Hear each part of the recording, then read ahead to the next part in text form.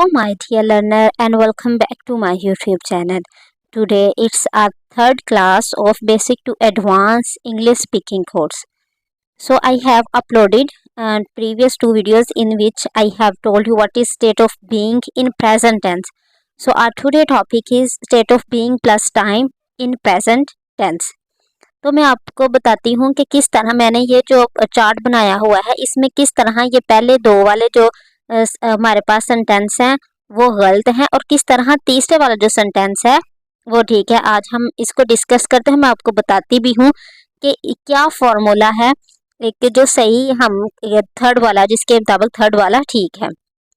ठीक है जी। अगर हम जब हम किससे कहते हैं ना कि यार मैं 2 दिन से बीमार हूँ मतलब अभी भी हूँ और मैं पिछले 2 दिन से हूँ। ठीक है, ये क्या है, एक टाइम पीरियड है। यहाँ मैं आपको बताती हूँ ये क्या है जी, ये एक टाइम पीरियड है। ये देखे जी, ये है, ये मैं आज हूँ, ठीक है, और ये देखे ये पिछले 2 दिन से, मतलब अगर आज वेंसडे है तो कल क्या गया, वो गया ट्यूसडे गया और मंडे, मतलब 2 दिन से बीमार हूँ, मैं मंडे से बीमार हूँ। तो एक टाइम पीरियड है ना इसमें, ठीक है, एक अरसा है।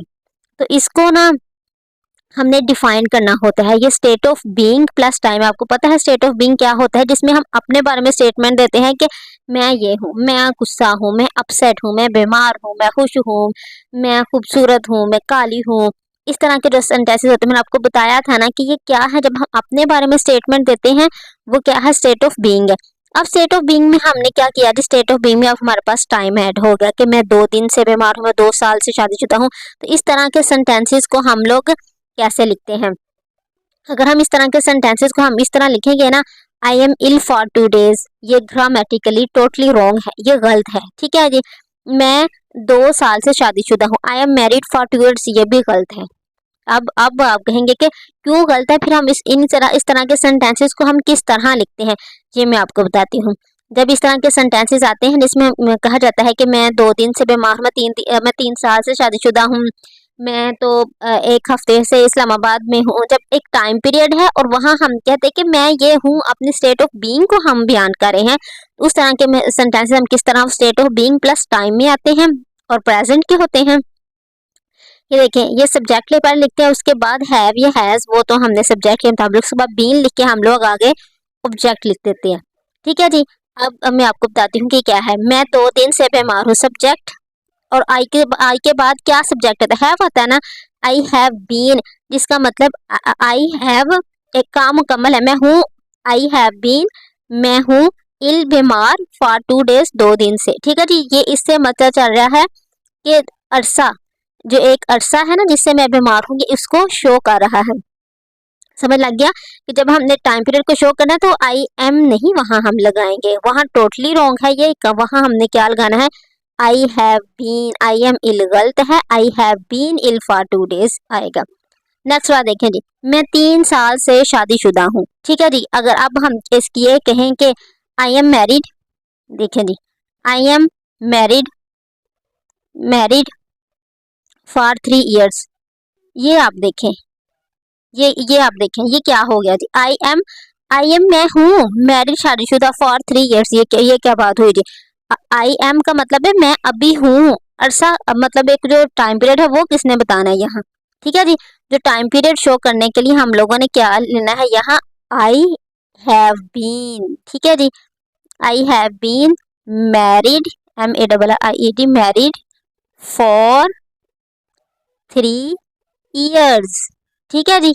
ये है जी करेक्ट सेंटेंस। आई होप कि आपको इस बात की समझ आई है कि मैं क्या बताना चाह रही हूँ कि ये जो हम सेंटेंस कहते हैं, I am married for 3 years, I am ill for 2 days, ये टोटली रॉन्ग है, ये सही होते हैं I have been ill for 2 days and I have been married for, इस तरह के ये जो ठीक होते हैं सेंटेंसेस। आगे देखें जी, अब आपको समझ लग गया कि क्यों मैंने यहाँ ये क्रॉस लगाया है, क्यों यहाँ मैंने ये टिक लगाया हुआ है। ये देखें, 2 दिन से फ्रिज में सेब हैं, apples have been in the refrigerator for 2 days। ठीक है जी। अब देखेंगे दो दिन से फ्रिज में सेब हैं, ये देखिए जी, ये आ गया है, 2 दिन से फ्रिज में सेब है। आपको समझ लग गया कि मैंने उनकी उर्दू लिख दी है, अभी भी है।